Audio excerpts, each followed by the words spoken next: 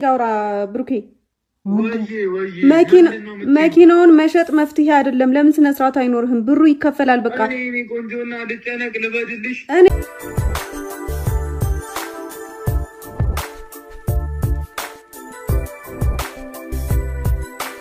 ዛሬ እንግዲህ ጨረቃዎች በተለያየ ቤት ነው የመጡ።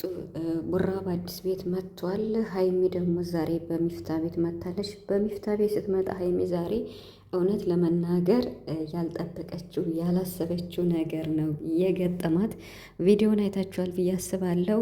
የምር ትለያለሽ። ግን እውነት ሀይሚ ማለት ቅመም ናት የምትባለው በምክንያት ነው። ቡራ እንግዲህ በአዲስ ቤት ነው የመጣው።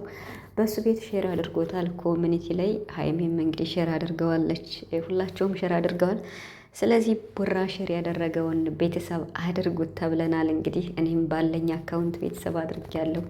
መስራት የሚፈልግ ልጅ ነው ተብሏል ማለት ነው። የጨረቃን ፋሚሊ ተማምኖ ቡራ እንግዲህ በጨረቃ ፋሚሊ ስለሚኮራ መጥቷል በአዲስ ቻናል። ስለዚህ ቤተሰብ አድርጉት የጨረቃ ፋሚሊ ማለት ነው። ይሄን ካልኩኝ ከፍፄ ጋር ሆነው ነው የተጀመረው። እንግዲህ ገና ከዚህ በኋላ ብዙ ብጥብጥ ይመጣል። ቤተሰብ እንግዲህ ከሀይሚ ከቡራ ከፍፄ ከሚፍታህ ጋር ብዙ ብጥብጥ ማለቴ በፕራንክ ነው የሚመጡት ከዚህ በኋላ ማለት ነው። ሀይሚ ጀምረዋለች። እንግዲህ ቡራ ትናንት በቃ አልፈታም ብሏል። ዛሬ ሀይሚን ጀምረዋታል። እንግዲህ ቡራም ነገ ይቀጥላል ማለት ነው እና የዛሬው ከባድ ነው ለሀይሚ የተፈተነችው ፈተና። የምር ግን አልፈዋለች ነው የሚባለው በሚገባ እንዴ ነው በቃ መከታ ማለት። ሰላም ቤተሰብ እንዴት ናችሁ? ያለው ሰላማችሁ ይዛ በያላችሁበት እያልኩኝ ወዲ ቻናሌ ቤተሰቦች እንኳን ደህና መጣችሁ። እንግዲህ ከሀይሚ ነው የምጀምረው። ሀይሚ ዛሬ ማለት ነው እጅግ በጣም ከባድ ፈተና ነው የተፈተነችው ከሚባለው በላይ ማለት ነው። ሚፍታህ አስጨንቋታል በጣም። ኧረ በስመ አብ! ሚፍታህ ፕራንክ ማድረግ አይችልም፣ ትቢ ሰብሮ ነው ሙድ የሚይዘው እያለ ነበርና ቡራ ይሄው ሀይሚን እንግዲህ አስጨንቋታል የመጨረሻ ማለት ነው። እና ወይኔ የምትሆነውን አጣች እኮ አያችሁ። ለሚወድ ሰው ምን ማድረግ አለባችሁ ማለት የምትችሉትን ያህል በቃ ማድረግ ህይወትን አሳልፎ እስከ መስጠት ድረስ ማለት ነው። እና ሀይሚ እንግዲህ ያላትን በሙሉ ሰጥታ በይሞላ እንኳን ለሰው ከሰጠችው ወይም ደግሞ ከምትዝናናበት ሰው አሟልታ ለመክፈል የገጠማትን ችግር ከብሩክ ጎን ሆና ለመፍታት ነው መልስ የሰጠች ማለት። ይሄ ነው የሚፈለገው ማለት አንድ ሰው ሲኖር ወይም ሁለት ጓደኛሞች ሁለት ፍቅረኛሞች ሲኖሩ መረዳዳት ማለት አንዱ ለአንዱ መኖር ማለት ይሄ ነው። ምክንያቱም ብሩክ ብሏል፣ እኔ ላንቺ አለው አንቺ ደግሞ ለእኔ መኖር አለብሽ ብሏል ብሩክ ማለት ነው። የትኛውንም ፈተና የትኛውንም ችግር በሪልም ላይፍ ሆነ ወይም በፕራንክም ሆነ በዙሪያችን በሚገጥሙን ፈተናዎች ውስጥ ሁለታችን አንዳችን ለአንዳችን መቆም አለብን ያለውም ለዚህ ነው። እና ስለዚህ እንግዲህ ሚፍታህ ምንድን ነው ያለው? ቡራ እዳ አለበት፣ ብዙ ብር እዳ አለበት 2.8 ማለት ነው ያለው እንደዛ ነው አይደል? እና ብር አለበት፣ ያ ብር ደግሞ የኔ ነው። ስለዚህ እዳ ስላለበት የግድ መኪናውን መሸጥ አለበት። አሁን ጋራጅ ዶ ቼክ አድርጎ መኪናውን ሊሸጥ ነው ብሎ ነው ሀይሚን ያስጨነቃት። ሀይሚ ደግሞ ለምን አልነገርከኝም ብላ ቡራ ጋር ስደውል እንዳትጨነቂብኝ፣ መጨነቅ የለብሽም ለዛ ነው እንድትጨነቂ ስላልፈለግኩ ነው ብሏል ማለት ነው። ሀይሚ እንግዲህ 500 ሺህ ብር ያላትን ማለት ነው እና ያላትን ሀይሚ ግን እንዴት ነው የራሷ ስራ የምትሰራው አላ ቤተሰብ ያኔ እንደዛ ብዬ አስባለሁ። እኔ እንጃ ብቻ ግን የምትሰራው ስራ አለ ብዬ አስባለሁ። እና የሆነ ጥያቄ ስለፈጠረብኝ ነው። እና 500 ሺህ ብር ያለኝን ልላክልህና ከዛ ደግሞ ከሰው ላይ ያለኝ ነው ያለችው። ከሰው ላይ ያለኝ ዛሬ እሰጥሃለሁ ነው ያለችው። ምክንያቱም አይ ቲንክ አሁን ዩቱብ የሚሰሩት ብር በራሳቸው አካውንት ያልሆኑ ሰዎች በሌላ ሰው አካውንት ነው የሚቀመጥ ብሩ አደለ? ስለዚህ አይ ቲንክ የሀይሚ የዩቱብ አካውንቷ ወይም የዩቱብ ገቢዋ በእሱ አካውንት ነው ማለት አልችልም።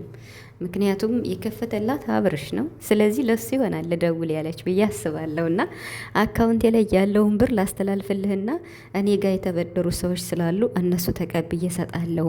መኪናው በታምር መሸጥ የለበትም። እኔ ለአንተ በአንተ ለችግር ጊዜ ካልተገኘው እኔ ሀውልት ነኝ ወይ ብላለች። እንግዲህ በቃ ባጭሩ ማለት ነው። እውነቷን ነው። እኔ ለአንተ ካልሆንኩ አንተ ለእኔ ካልሆንክ የኔና ያንተ አብሮ መሆን ትርጉም የለው። አያችሁ፣ በአጭር አማርኛ ነው ያስቀመጠችው። ምንም በቃ ኮመንት የሌለው ነገር ማለት ነው። ሪያሊቱን ቁጭ ነው ያደረገችው። ትክክል ናት። ስለዚህ ያላትን ሁሉ ለመክፈል ነው የወሰነችው። ምክንያቱም በቃ እንደ ሪል ነው ፕራንክ ያደረጓት። በጣም ከባድ ፕራንክ ነው ያደረጓት ቤተሰብ ሀይሚን ማለት ነው። በጣም ብሩክ ስላልነገራትም እንትን ብላለች። እንዴት ነው ብሩክ ይነግራት ነበር እንደዚህ ነገር ሲኖር፣ ግን ፕራንክ ስለሆነ ነው ያልተነገረችው ማለት ነው። እና ሁለት ሰዎች በፍቅር ሲኖሩ ያላቸውን ውስጣዊ ብዙ ፕራይቬት ነገር አለ አይደል? ያንን ይመካከራሉ። ሰው እንኳን እንደዚህ ከባድ ነገር እዳ ኑሮበት መኪና እስከ መሸጥ ድረስ ሲደርስ ለሀይሚ ነግራታል። ግን ደግሞ ፕራንክ ስለሆነ ነው ያልተነገራት እና ፕራንክ ነው ያደረጓት።